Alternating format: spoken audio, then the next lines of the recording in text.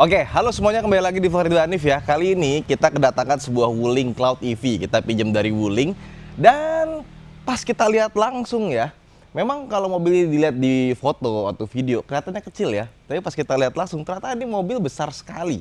Ya, bisa kalian lihat ini lebarnya itu lebih besar dibandingkan dengan Mitsubishi Pajero Sport sekalipun. Mitsubishi Pajero Sport lebar itu 1815 mm, yang ini 1850 mm. Jadi ini mobil kalau kalian pikir sebuah city car yang imut kecil gitu, enggak. Ini mungkin mirip-mirip kayak Hyundai Ioniq 5, cuma Ioniq 5 lebih gede lagi, lebih lebar 1890, beda sekitar 40 mm atau 4 cm.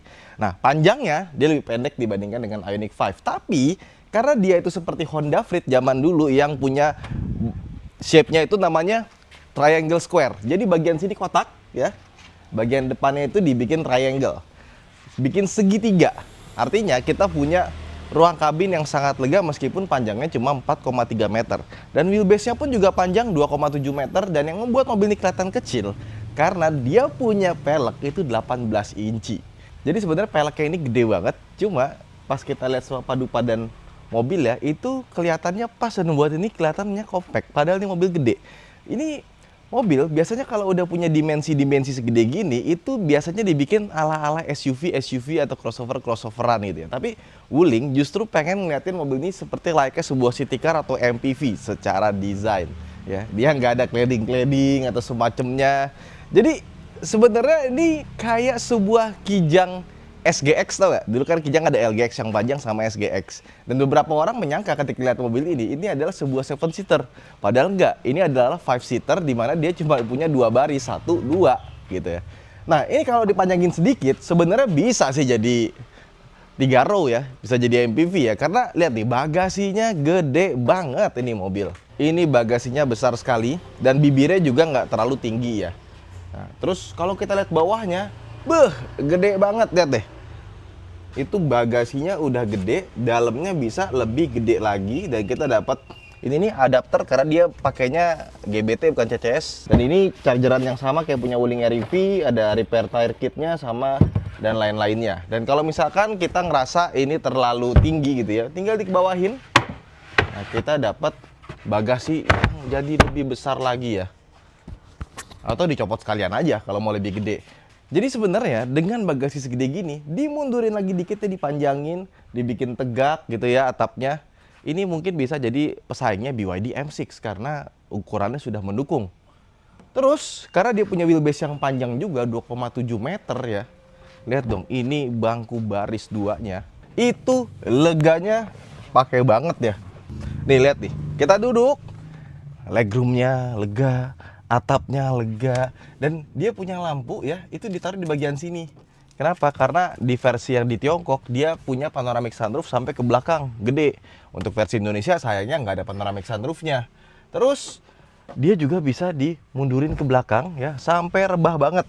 Jadi kemarin gua tuh dijemput sama anak kantor, kita ke daerah Sentul gitu. Gue tidur sepanjang jalan di bangku belakang karena di belakang sini buat tidur itu pas banget sih.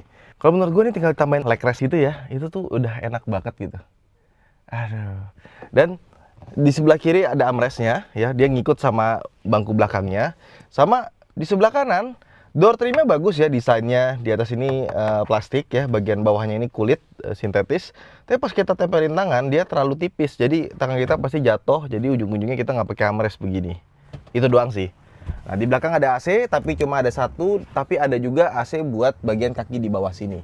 Ada tempat penyimpanan ya, di sini ada tempat penyimpanan lagi. Cup holdernya cuma di sini doang, tapi ini bisa dimasukin botol mineral yang nggak begitu besar. Dan kursinya, kursi ala-ala sofa gini, kalian pasti nanya enak nggak sih? Kalau menurut gue ya, pertama kali duduk tuh jujur aja agak aneh sih. Tapi setelah kita pakai lama, sama aja kayak kursi-kursi biasa. Nah, paling yang minusnya dari gue adalah ini nih, headrestnya dia masih agak sedikit keras. Kalau misalkan dikasih yang ada kupingnya, itu pasti lebih enak lagi gitu. Jadi rasanya kayak duduk di Alphard kali ya. Oke, sekarang kita, sebelum lanjut lagi, ya. Ini handle pintunya model flash, mobil-mobil kekinian. Kalau kalian butuh kunci, di sini ada kuncinya. Dan model kuncinya dia sama seperti Wuling REV atau Wuling Bingo, begini aja. Jadi nanti kita dikasih kunci satu lagi buat buka secara manual. Nah, ini cuma ada kunci, ngebuka dan buka bagasi secara elektrik. Nah, terus kita lihat bagian depan ya, di sini ini ada chargeran untuk yang biasa. Nah, untuk yang fast charging ya, yang DC-nya itu ada di sebelah kanan, tapi seperti lagi yang gue bilang, dia nggak pakai CCS. Jadi kalau misalkan kalian mau ke charging station yang pakai CCS, itu mesti pakai adapter lagi dan harganya tidak murah. Nah, seperti ini nggak ada ininya ya, nggak ada lubang ya buat drain ya, karena di sini ada sedikit air ya. Lihat deh, kayaknya harus dibikin lubang sedikit buat airnya keluar, jadi nggak menggenang seperti ini. Kalau gue ke Klaten gitu, gue pernah nyoba pakai Bingo ya. Sekarang udah ada fast charging, tapi di Cirebon KM 207 sama di kilometer 378 ya, ada masjid gede bulat di tengah itu. 379. Nah, di situ udah ada. Jadi kalau gue buat ke Klaten udah aman sekarang. Tapi cuma ada satu, semoga nantinya makin banyak. Sebenarnya Wuling bisa aja sih ikut-ikut yang lain pakai CCS, cuma dia pengen kelihatan eksklusif aja gitu ya kan. Dan untuk bagian depannya, kita buka yuk. Sayangnya di bagian depan sini kita nggak menemukan tempat buat naruh-naruh barang. Jadi pas kita buka di sini kita langsung ketemu radiator, satu buat mesin listriknya, satu buat baterainya ya. Dan bisa kita lihat akinya sekarang jadi lebih mudah untuk dijangkau dibandingkan dengan Wuling REV. Wuling REV kan kalau mau buka aki masih buka depan dulu kan, ya ini nggak perlu. Ini ada air buat washer, sama untuk minyak rem dan lain-lainnya. Tapi kalau misalkan kalian pengen nambahin tray buat bawa barang itu kayaknya juga agak sulit ya, karena ruang mesinnya ternyata nggak begitu besar. Meskipun di bagian sini itu kayaknya masih gede ya. Oke, kita tutup lagi. Dan yang menarik,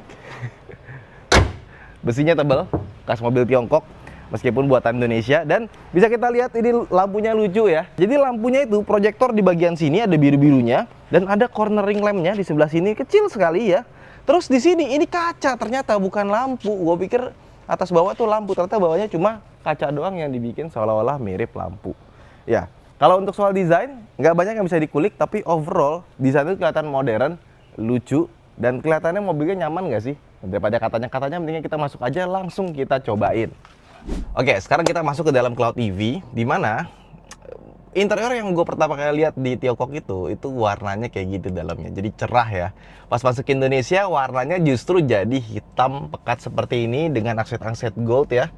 Sama kayu-kayunya itu dibikin coklatnya tuh kayak coklat burn coklat gitu loh, jadi kayak agak sedikit kayak gosong gitu, tapi bagus gitu. Cuman kalau warnanya itu masuk yang cerah, menurut gue kayak lebih fresh aja sih dibandingkan dengan yang hitam ini. Kalau yang hitam tuh kayak bagus, mewah, tapi kurang wah gitu.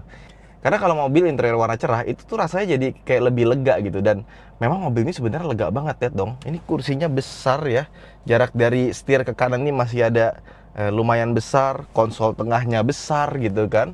Dan kalau kita lihat ke depan, karena dia modelnya segitiga tadi, itu tuh rasanya kayak kita bawa Innova kali ya yang reborn nih. Karena di bagian pilarannya ini gede ya kan, tebel. Ada kaca kecilnya di sini, sama untungnya spionnya itu dia modelnya tangkai naruh di body gitu, bukan di pilar. Kalau di pilar sini biasanya tuh agak sedikit bikin blind spot, tapi kalau ini ya lumayan sih, masih ada blind spot lah, tapi nggak separah yang ditempel di pilar sini lah. Terus karena dia depannya landai, jadi tuh ujungnya itu nggak kelihatan gitu. Jadi harus agak sedikit terbiasa. Untungnya dia punya kamera 360 itu yang bagus dan nggak bunyi-bunyi gitu. Jadi kalau misalkan kita lampu sen gitu ya, dia akan keluar di sebelah kanan kiri sini kecil aja. Jadi nggak ganggu tampilan tengahnya. Dan kalau misalkan kita mepet ke depan, dia juga ada kamera, sama di belakangnya pun juga ada. Dan kameranya dipakai siang ataupun malam hari bagus. Gue suka sih sama model begini. Jadi nggak perlu keluar gede-gede gitu. Kecil aja itu sudah cukup membantu.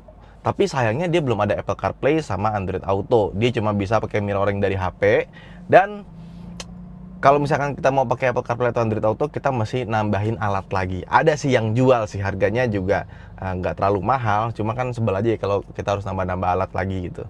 Dan kualitas audionya menurut gua oke aja ya. Dibandingkan dengan Bingo sama REV, jelas ini yang paling bagus ya audionya. Cuma bukan yang wah banget. Jadi kalau misalkan kalian pengen lebih enak, kayaknya Twitternya masih di-upgrade sama yang lebih enak gitu. Karena kalau kita travel dinaikin tuh cemprengnya tuh kurang enak. Dan powernya tuh kurang berasa gitu. Nah, sama speakernya, gue pikir awalnya speakernya ada di bagian sini yang bulat-bulat sini, tapi ternyata bukan, justru adanya di bawahnya lagi gitu. Jadi ini cuma hiasan doang. Sama kalau misalkan mobil ini interiornya kita nyalain gitu ya di malam hari, wes, jatuh lagi GoPro-nya, nggak bisa buat bloopers lumayan. Oke, lanjut lagi ya.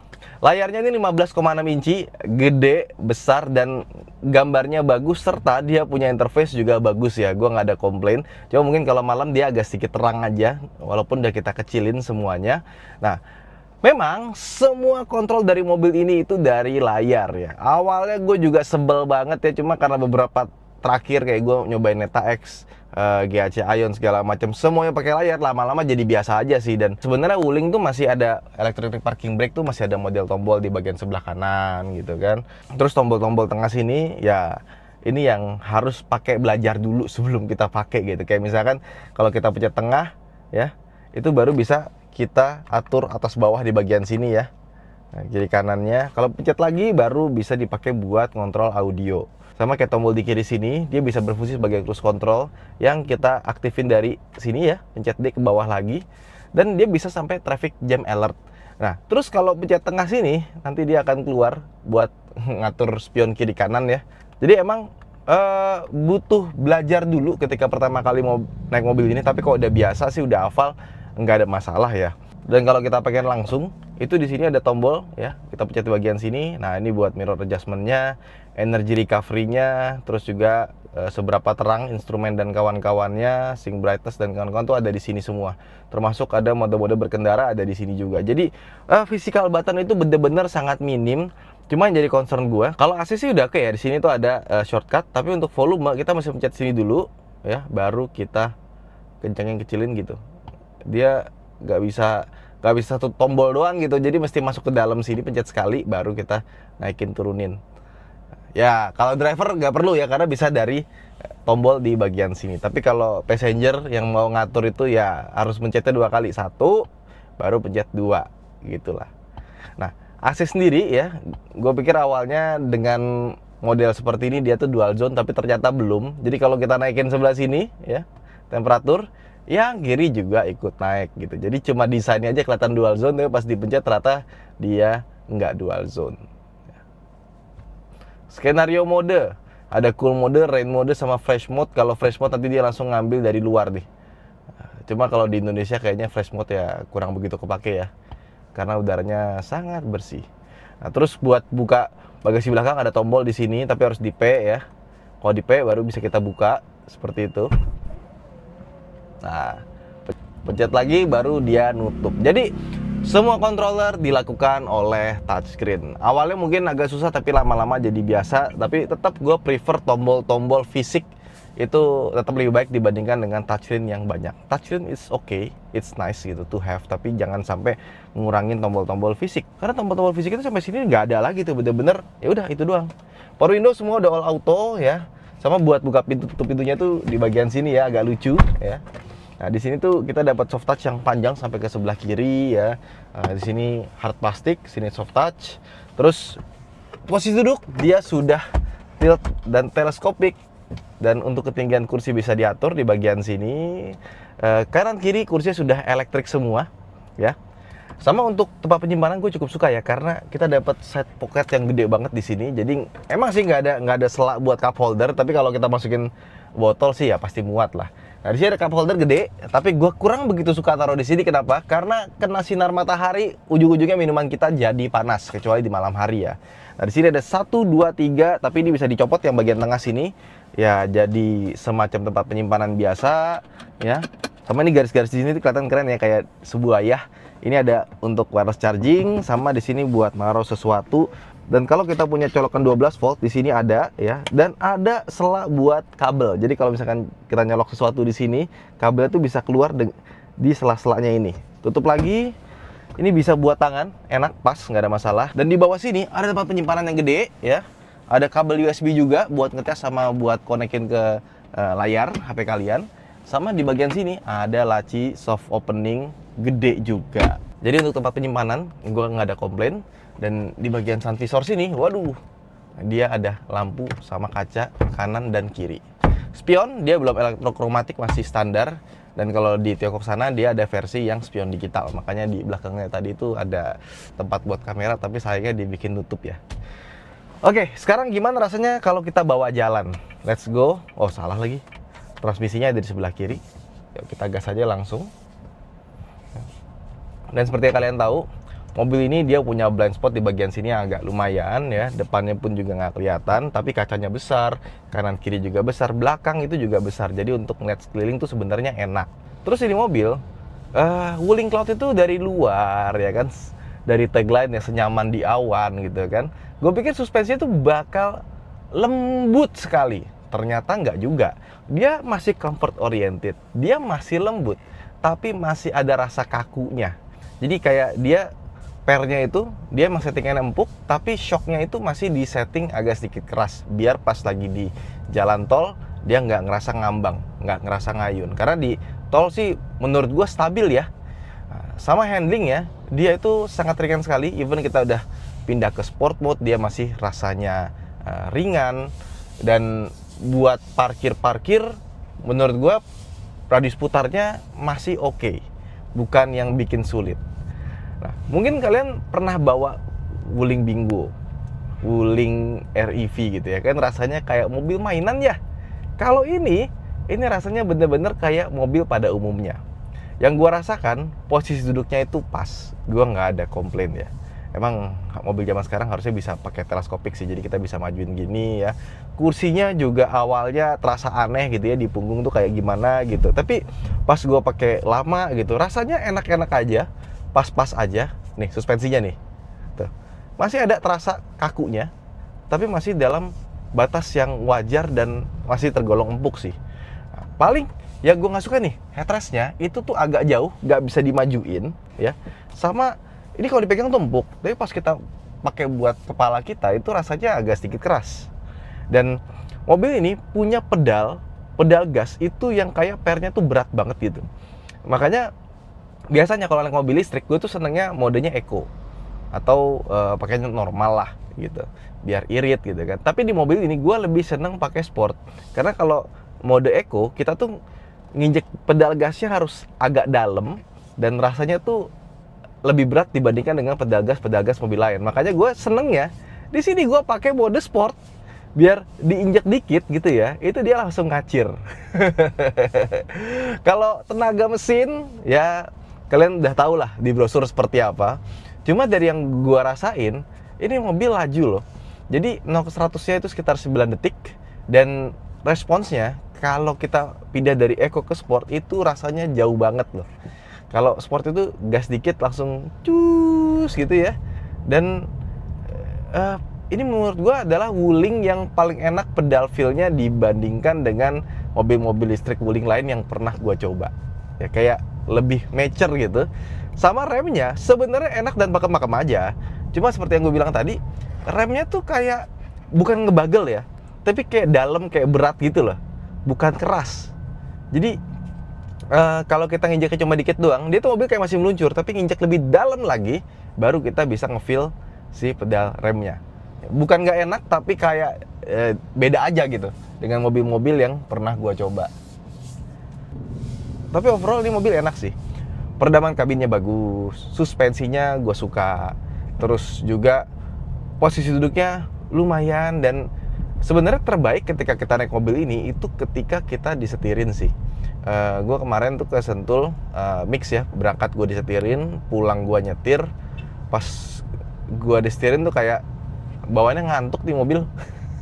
Apa karena kursinya ya? Tapi kayak mobil yang enak buat relax sih. Jadi kalau misalkan kalian ngantor tiap hari Bekasi Sudirman atau BSD Sudirman gitu ya, butuh mobil yang bebas ganjil genap, terus pengen beli Ioniq 5 itu kemahalan gitu kan, pengen mobil-mobil yang mirip leganya, enaknya tuh kayak Ioniq 5 tapi budget terbatas, ini jawabannya. Kalau misalkan kalian pakai supir dipakainya enak gitu ya, mau di belakang enak, depan enak, tapi kalau kalian mau nyetir sendiri ini juga masih oke gitu. Memang nggak bisa kayak city car yang ramping singset, nggak, ini mobil gede ya, tapi masih oke buat kita bawa sendiri sih. Dan kalau kita mau akselerasi, masukin sport mode itu juga enak. Cas. Ya, ini Wuling EV terbaik lah yang pernah gua coba ya.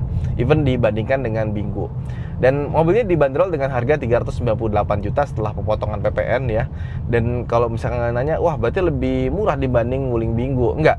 Wuling Bingo pertama kali keluar itu belum ada potongan PPN 1%. Sekarang Wuling Bingo udah ada potongan PPN 1%, harganya jadi 370-an untuk versi yang paling tinggi. Ya, memang kalian mikir pasti, wah nanggung dong. Nambah dikit bisa dapat Cloud gitu. Tapi sebenarnya orang yang beli Cloud belum tentu mau beli Bingo dan sebaliknya, karena ini mobil gede sekali. Sedangkan si Wuling Bingo itu enak, ukurannya pas buat gua. Jadi kayak kita naik mungkin kayak city car kali ya, kayak Brio atau Agya tapi listrik dan lebih refine dibandingkan dengan mobil LCGC gitu. Punya gengsi juga dong pastinya. Terus mobil ini dia punya regenerative braking tapi belum one pedal operation. Ada weak, standard, sama strong. Kalau menurut gua pakai yang weak aja, karena kalau kita pakai standar atau strong dia kayak deg-deg gitu, kurang enak gitu. Dan ketika kita pakai yang standar apa strong terus kita masukin adaptive cruise controlnya, itu rasanya adaptive cruise control tuh kayak nggak smooth, jadi deg deg deg deg deg deg. Tapi kalau kita masukin ke weak itu jadi normal-normal aja. Jadi kalau mau enak masukin ke sport dan energy recovery-nya masuk ke mode yang weak. Ya, andai dia punya one pedal operation ya, itu pasti enak banget. Kita gas, cus. Kemudian gimana soal konsumsi dayanya? Mobil ini tuh kalau kita lihat di sini, bentar. Energy center. Nah, energy curve gitu ya. Kalau kita pakai normal aja gitu ya, kita dapat 7 km per kilowatt itu dengan mudah ya, nggak susah. Dan kalau misalkan kita ngikutin klaimnya dia gitu ya, katanya kan bisa sampai 460 km dalam satu kali pengecasan karena dia pakai metodenya CLTC. Nah, kalau dari WLTP-nya berapa sih? Jadi seperti kalian tahu ada 3 standar ya, CLTC, NEDC, sama WLTP. Kalau gue selalu pakai patokannya WLTP karena menurut gue itu yang paling akurat lah ya. Cuman kalau pakai WLTP kesana jadi kurang bagus gitu. Kayak misalkan di CLTC itu 460 km, paling di WLTP sekitar 400 kilo. Tapi kemarin gue pakai ke Sentul pulang pergi, itu pulang pergi kurangnya paling cuma ya 10%-an lah kalau kita makainya nyantai ya. Untungnya si Wuling itu ketika kalian beli Cloud EV, kita langsung dapat gratis wall charger buat ngecas di rumah.